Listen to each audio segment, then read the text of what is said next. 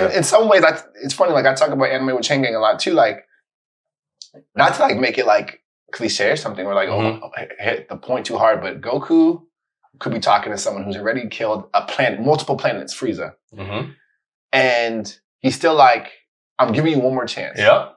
I don't want to kill you no matter what. Like a true believer in the life being sacred. Like truly believing it. He's the strongest guy. And it built in a lot of us who actually understand it. Like strength is cool, but like honor is like more important. It's more important. Yeah, like, it's insane. Because Vegeta's strong, but that's my favorite character. Vegeta been getting his ass whooped. Because he had a different kind of honor, but it was a more prideful honor, and I love that. And I feel more personally attached to that. Like it was almost like two sides of a coin, right? Because Vegeta, it's like this. There's so many allusions to like black folk, right? Yeah. In this story, right? Because Goku's sent off, goes into this whole other planet, has no recollection of what he is and where he's from, and Vegeta has that. And so when he gets there, he's like, have some say in pride, and he's like, I don't Dude, know. pride. You know what I mean? It's his sin, and he has a lot of pride. And Goku has like almost none. He has pride, but Goku's like, I want to get stronger. That's it. That's it. Yep. And I don't mind. And sometimes it's almost like ridiculous because it's like you should have a more emotional component to this guy, and it only happens if literally he watches like Krillin get blown up or something. That's it. But other than that, he's more like, you're pretty strong. Even though you pretty murked like 100 people. Yes. But no, I'm so grateful for him. And I've been kind of sad about Toriyama. I really have. And I'm usually, I don't want to say this, but I'm usually like not that attached to people like when that happens, I get it. I have respect for folks who are, because especially now, because I feel it. Yeah. Like I really feel it for the first time. I wouldn't say the first time. I felt it with Nipsey. But Me I too. felt, But that's another person where there was like a moral, ethical, like, and him like intelligence component, like, and it was like obviously like, complicated in a way that it understood itself. But yeah, to me, like it just matters so much to have like the terms are so stupid, and the term like alpha male, whatever's been so like. Yeah.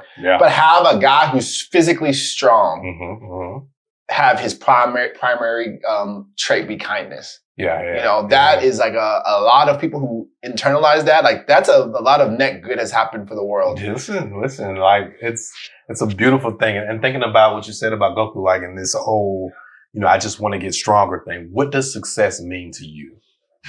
What a transition. I do what I can. That's another mind. When you asked the first question, I was thinking of too. Mindset shift. Yeah. Mindset shift. Yeah. I've been super lucky, and I used to, because of things like Dragon Ball Z and all these other things. I'm very much like, because even though we're saying all this, like Goku does want to be the strongest kind of in the universe, which requires like insane sacrifice. All the jokes about him being an absent father, and he kind of is so absent, and he like doesn't mind like dying for it, like for real. Yeah. I think there was a time where I was really like super obsessed, which is, again, I like to think about like where we got it from. We're all sort of born on planet Saiyan, like, or whatever they call it. Planet Saiyan? I think it was Planet Vegeta. Planet Vegeta. How could you not be prideful when the whole planet was there? We are all kind of born of like capitalism is kind of Planet Vegeta. You know what I mean? Where it's like if you have to be the richest, got to be the strongest, or else like you die. And let alone like if you got kids, like you and your kids will suffer, and no one will really care. And again, like for me, coming from where I'm coming from with the certain like baggages I'm coming from, which have to do with like financial like worry, it gets really or die. But that's usually hiding some kind of like reaction to some other real pain or something. You're worried about someone's health or this or that. So to me, I think like success now, again with the system, like I guess I say all that to say I used to, and a part of me still does care about this illusion of being like considered one of the best, if not the best, Word. Which in art is completely an illusion. It really is. Yeah. There is no Serena, you can't do, there is no LeBron, there's no Michael Jordan. Even that is as we know now, it's super subjective, right? It's still subjective, even though they have a clear championship.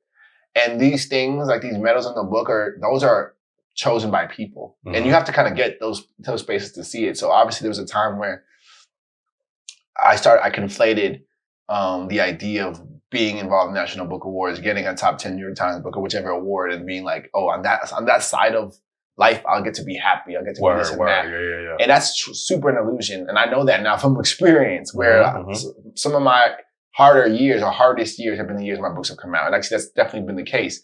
So to me, success, all that said, because I'm a human being, I still do like really care for the respect of my peers. Yeah. Because people know, like, you know, when writers come into a room, people know who's like really like that person. You know what I'm saying? Yeah. Like, it's different when Amani comes through. Like, if you know her work, you know what she's about. She's like a real, like, truly like a brilliant person. You know, when Amani Perry comes around, I see Clint Smith too. Same shit with him. Like, I look up to people like that when like no one had doubted when Toni Morrison was walking around. And I think Jesmyn Ward to me is like the person in that lane. If you write fiction, like, there's no way you could act like she doesn't. Better or worse, you know? And I do like that idea of that thing. And that comes with like the awards or whatever, but mostly it's like the respect. So success used to be that. But now I think I've been lucky that, because if a book gets widely disseminated, its ideas can kind of come out into the world. And so like with Toriyama, like, I don't know what success was to him. Maybe it was to get $1 million, but like he sort of instilled like a honor into the world. And that's really big to me. So to me, success is like, I know for sure, I feel like I've had some success in that I know that people, because I see them say it often, that have thought about abolition differently because they read my book. Or more seriously. And that feels really, so to me, success is if I could be one little drop in like the bucket of growing a more compassionate moral ethic, that's kind of big and hard to quantify. Word. But to me, that feels like, that's a spirit bomb. You know what I mean? That's like, that's like, that matters a lot. And so I feel like if I could do that, obviously the awards are great too. So if I could get those, I'll take them. But I'll take I'll take like an idea, like a sense that the ideas of my work have made, I don't know, the air change a little bit. Because I know Toriyama's have. And that's not that many people get to do that.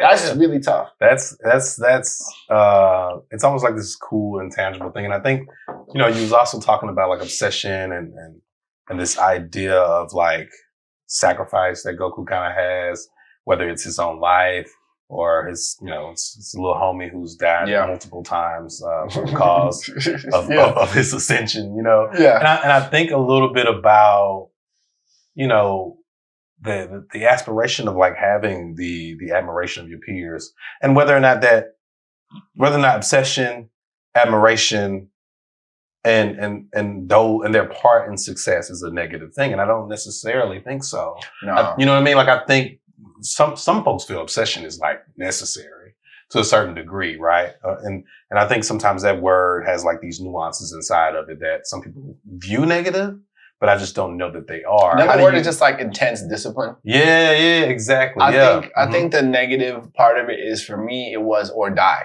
You know? And I think that squeezes out some kindness for yourself. It squeezes out some generosity for yourself. And that's where the bad comes. Like, I think about like football players, you know, and for some of them, it's like or die. And it's whether that's real or not, if it feels real, there's a lot of negative blowback just mentally. I know for sure. And so people ask me a lot, like, what would you tell your younger self? And I'd be like, I wouldn't want to change anything, because life has to be as it is. But I would hope that when I tell other writers, like, if you can find a way to continue this discipline while not making it or die, I would like try for that. But that's really hard. I was going to say, is it possible? I don't know how to, it's really tough to like create a super strong discipline as a young person and not have the stakes feel like life or death. And if you can do it, like, God bless, but like, it's just really, it's really difficult. So, but yeah, I am. And the word you used earlier was intangible, and like really quick, like that's the exact thing it is. Like the power. I think about, okay, Goku is here. Majin Buu's here. I think of Majin Buu's like the real, like true ills of the world, like disease, famine, all these issues. Yeah. You make the spirit bomb. That's the collective energy, like technology, you know, resource things that we create. Yeah. And he throws it, right? But then Buu is strong, and so the spirit bomb's like it's like in this like push like this tug of war is coming back at you because we'll destroy ourselves before these other issues we created. These issues for like nuclear shit will destroy us before the things we've created that are affecting the climate will destroy us before the world would have. You know, and to me, the work that I'm trying to do is like when Goku accesses like first power back and he can like push the spirit bomb, like that invisible push. To me, that's like where my art is, and like a lot of our art is like it's that invisible push that's like, okay, we have the technology and all this stuff, but like, where do we direct it? How do we use it like in a compassionate way? As opposed, because the spirit bomb is approaching, actually all the time. Now I'm trying to like remind us of that. Like the things we made are actually going to kill us way before the things we created. You know, the prison system is going to destroy us before so-called criminals would. You know, and that's like. Trying to remind us, trying to direct it, that intangible push towards goodness is like how I think about my work and the work of the people I really like. Man, it's powerful, powerful. Well, man, I appreciate you stopping by to chat. Bro, I appreciate it. It has been nothing but a blessing, brother, to chop it up with you. That was good. That was the good Just talking about Goku. I mean, where else can you just do that, you know? It's important. Rest in peace to Toriyama the Goat. Yes, absolutely, man. I hope that he has like some stuff that he approved so that I can enjoy it further. But I'm kind of okay with it being done too. They got a game coming out called Sandland, and I have never read that before. So I think that's like, I think he has all stuff that you may not have looked at, but other than that, that might be it. Yeah. What is it? 40 years, I think? 40 years. Yeah. Word. All that damage in 40 years, crazy. Yeah.